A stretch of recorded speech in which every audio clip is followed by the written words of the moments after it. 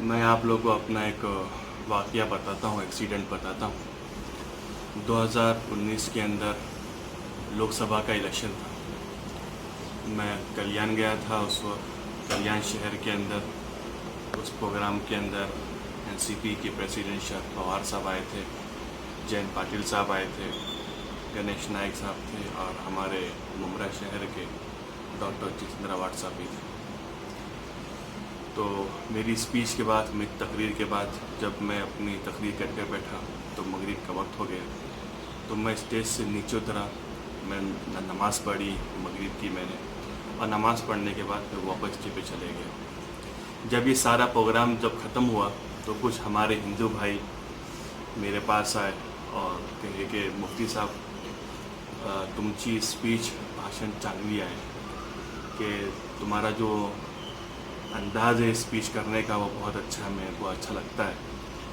तो मैंने कहा कि धन्यवाद, शुक्रिया, लेकिन तुम किसी और काम के लिए मेरे पास आए हो। तो वो लोग आपस में मुस्कराए और बोले कि मौलाना साहब, अगर तुमको ख़राब नहीं लगे तो हम एक बात बोलना चाहते हैं कि आप मौलाना लोग बहुत कट्टरवादी होते हो, यानी एक्सट्रीमिस्ट होते हो।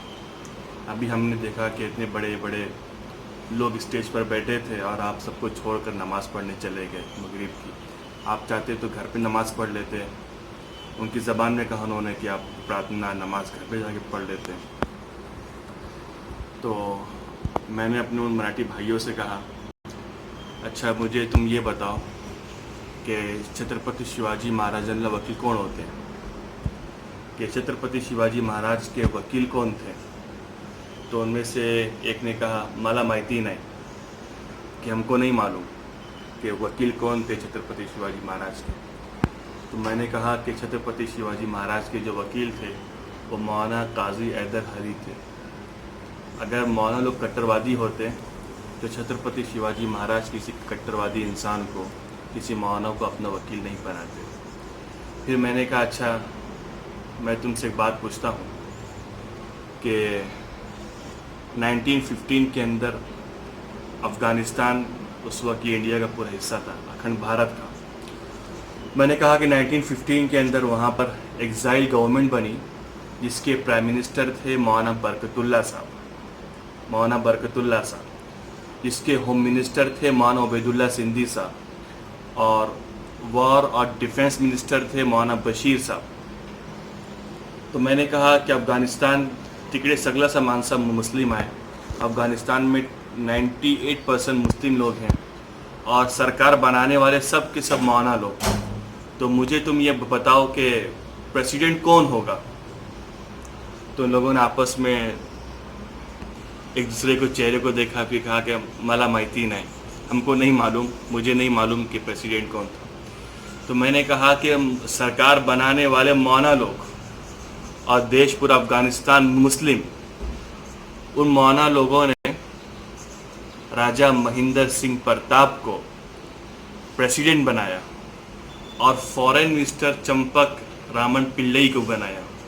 अगर ये लोग कट्टरवादी होते तो किसी हमारे हिंदू भाई को वो लोग प्रेसिडेंट या फॉरेन मिनिस्टर नहीं बनाते मौलाना लोग। तो ये आपस की गलतफहमियाँ हैं। बस मैं एक ही बात कहना चाहूँगा कि मज़हब के नाम पर हम जुल्म व सितम नहीं किया करते, वफा की आड़ में हम सियासत नहीं किया करते, ज़मीन की कोख में भी जाते हैं हम गुस्ल करके, वतन की मिट्टी को हम नापाक नहीं किया करते। फिर मैंने अपने मराठी भाइयों से पूछा कि मुझे तुम एक प्रश्न बताओ कि अगर मौलाना बरकतुल्लाह साहब प्राइम मिनिस्टर थे तो उनका क्या हुआ। तो उन लोगों ने कहा कि मला माहिती नहीं, हमको नहीं मालूम क्या हुआ। तो मैंने कहा कि मौलाना बरकतुल्लाह साहब को एग्ज़ाइल किया गया, यानी अगर तुम्हारी ज़बान में कहूँ तो तड़ी पार। उनका जुर्म सिर्फ इतना था कि वो अपने भारत वर्ष को, हिंदुस्तान को, इंडिया को आज़ाद कराना चाहते थे। और फिर मौलाना बरकतुल्लाह साहब जब वहाँ से एग्ज़ाइल किए गए, जब जिला वतन किए गए, तो मौलाना बरकतुल्लाह साहब फिर वहाँ से रूस गए, अफ़गानिस्तान से रूस ऊपर गए, फिर जर्मनी गए, फिर इंग्लैंड गए, और फिर अमेरिका, फ्रांस की कोई एक स्टेट है वहाँ पर उनका इंतकाल हुआ और आज भी कब्र उनकी वही है। तो बताने का मकसद ये है कि आपस में गलतफहमी हम पैदा ना करें। मौलाना लोग भी आपकी तरह के इंसान होते हैं, और उन्होंने देश के लिए बहुत कुर्बानी दी है। वो कट्टरवाद कभी नहीं होता, कट्टरवाद होते थे तो गांधी जी कभी मौलाना आज़ाद साहब रहमतुल्लाह अलैह को इंडिया का फर्स्ट एजुकेशन मिनिस्टर नहीं बनाती। और यही हमारे भारतवर्ष की खूबसूरती है। हिंदू मुस्लिम भाईचारगी है, हमारा ब्रदरहुड है, हमारी कौमी एकजुटती है और हमारा सद्भावना है। और मैं दुआ करता हूँ कि इसी तरह हम प्यार मोहब्बत से अपने पूरे भारतवर्ष हिंदुस्तान को हम एक ताकतवर मुल्क बनाएं।